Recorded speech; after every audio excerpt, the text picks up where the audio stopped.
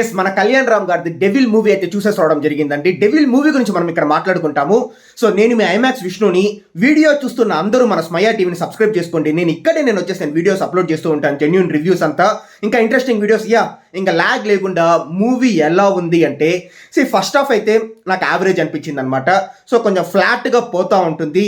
But interval ముందు నుంచి నిజంగా చెప్తున్నాను గైస్, సెకండ్ హాఫ్ అయితే ఎక్సలెంట్గా ఉంది. సో నేను ఈ 1 year నుంచి చూస్తున్న మూవీస్లో విరూపాక్ష తరువాత ఎక్సలెంట్గా ఉండే సెకండ్ హాఫ్ అయితే ఇదేనమాట. నేను ఎందుకు ఎక్సలెంట్ అని నేను వర్డ్ యూజ్ చేస్తున్నానంటే, పాజిటివ్స్ అంతా సెకండ్ హాఫ్లోనే ఉంది.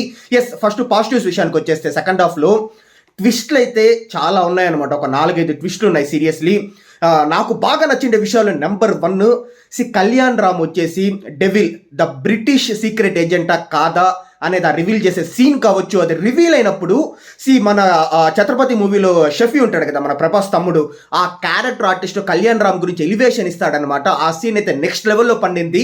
థియేటర్లో అయితే చూస్తున్న వాళ్ళ గూస్ బంప్స్ కావచ్చు, క్లాప్స్ అంతా కొడుతూ ఉన్నారు. అండ్ కళ్యాణ్ రామ్ గారు చెప్పే డైలాగ్స్ కూడా క్లాప్స్ కొడుతున్నారనమాట. విశ్వాసంతో బ్రిటిషర్స్తో చెప్తారనమాట, విశ్వాసంతో ఉండడానికి నేను ఏమన్నా కుక్కని అనుకుంటున్నావా? కుక్కని కాదు, సింహాన్ని, ఐఎమ్ ఏ లయన్ అని చెప్పే డైలాగ్ కావచ్చు. మీరు ఇంగ్లాండ్ నుంచి మా దేశానికి ఈ నేల కోసం వచ్చారు కదా, మీరు ఆశించినట్లే నేను మీకు ఈ నేల ఇస్తాను, కాకపోతే 6 అడుగులే ఇస్తాను, అది కూడా మీరు చనిపోయిన తర్వాత మీ శవాల్ని పాతి పెట్టడానికి అని చెప్పే డైలాగ్స్. ఇలాంటి డైలాగ్స్ మీకు వింటూ ఉంటేనే ఇలాంటి డైలాగ్స్ ఒక 6-7 ఉన్నాయన్నమాట. మీరు ఇంకా అజ్యూమ్ చేసుకోండి మీకు థియేటర్లో చూస్తున్నప్పుడు ఎలా ఉండబోతోందో. అండ్ ఫైనల్గా మోర్స్ కోడ్ గురించి మనకు సంయుక్త మీనన్ ట్విస్ట్ కావచ్చు.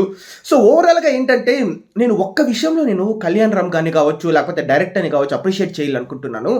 ఏంటంటే, రెగ్యులర్ కమర్షియల్ మూవీస్ ఏమీ తీసేయకుండా ఒక మర్డర్ మిస్టరీతో స్టార్ట్ చేసి సెకండ్ హాఫ్లో మనకు వచ్చేసి ఆ మర్డర్ మిస్టరీ నుంచి ఇండిపెండెన్స్, ఇట్లా రెవల్యూషనరీ దీనికి షిఫ్ట్ చేసి ఒక మంచి స్టోరీని రెడీ చేసుకున్నారు. ఓకే, 100% న్యాయం చేస్తారా అంటే 100% నేను చెప్పను కానీ, బట్ ఆల్మోస్ట్ న్యాయం చేస్తారనమాట. ఎందుకంటే ఫస్ట్ హాఫ్ యావరేజ్గా సాగిన, సెకండ్ హాఫ్ అయితే నిజంగా మనం పెట్టిండే డబ్బులకి పైసా వసూలని నాకు అనిపిస్తూ ఉంది. సో మంచి మూవీ గైస్, సెకండ్ హాఫ్ కోసం డెఫినెట్లీ వెళ్ళి చూడొచ్చు అనమాట. బింబిసారా అంత హిట్టా అంటే అంత అవ్వదు కానీ, but definitely better than his last movie Amigos అని నేను చెప్తాను. అండ్ ఎస్ గైస్, అది కళ్యాణ్ రామ్ పర్ఫార్మెన్స్ గురించి మనం ఏం చెప్తాను చెప్పండి. ఆబ్వియస్లీ బాగానే చేస్తున్నాడనమాట, like every movie he does. And Samyuktha Menon అంత స్కోప్ లేదు, పర్ఫార్మెన్స్ ఇచ్చేంత స్కోప్ లేదు. అండ్ ఇంకా డైరెక్టర్, సో ఎందుకు ఆ డైరెక్టర్ పాపం నవీన్ మేడపాటిని తీసేసి, అది మనం ఈ వీడియోలో వద్దు కానీ వేరే వీడియోలో మాట్లాడుకుంటాము. Okay guys, signing off. And ఇంకా షార్ట్స్తో కావచ్చు, రిమైనింగ్ వీడియోస్తో కలుస్తూ ఉంటాను. సబ్స్క్రైబ్ చేసుకోండి. Thank you.